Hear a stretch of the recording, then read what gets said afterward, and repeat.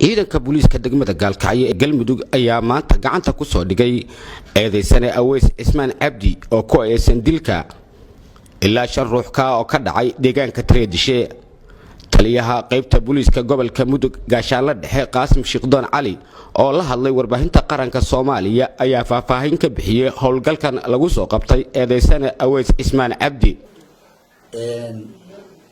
eedeysane Aweys Ismaan Cabdi oo ka geystay xasuuq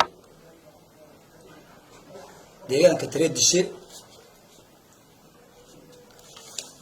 ilaa dad gaaraya 5 qof halkaas ku dilay inta ka badan ku dhaawacay halkaas ka soo baxsaday ciidanka booliiska gobolka Mudug degmada Gaalkacyo waxay ogaadeen inuu soo galay magaalada Gaalkacyo Aweys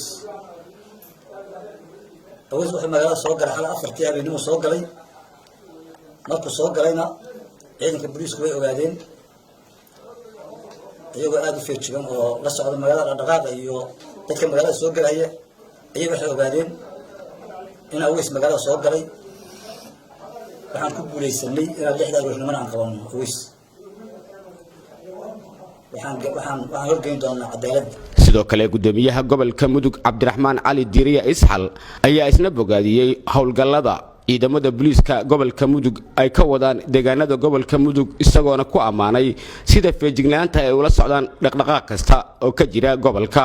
runtii waxaan ku amaanayaa qof kasta oo eedeysana oo Soomaaliya dambi ka soo gala inay ku dadaalaan sidii ay u qaban lahaayeen. waxayna ku guuleysteen maanta eedeysana ka soo galay Muqdisho dambi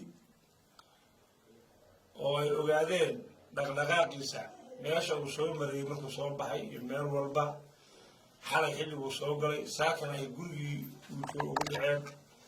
waxaan leeyahay waa guul ay gaareen ciidanka booliiska gobolka Mudug. waa ciidan u tababaran inay mar walba ka ilaaliyaan deegaanada Galmudug maahan markii uu horeysay oo ciidamada booliiska dowlad goboleedka Galmudug gaar ahaan kuwa ku sugan magaalada Gaalkacyo ay gacanta ku soo dhigaan shakhsi ku eedeysan inuu dil ka soo geystay caasimadda dalka iyo deegaanada ka agdhow. Cabdirasaaq Maxamed Axmed, warbaahinta qaranka Soomaaliya, Gaalkacyo.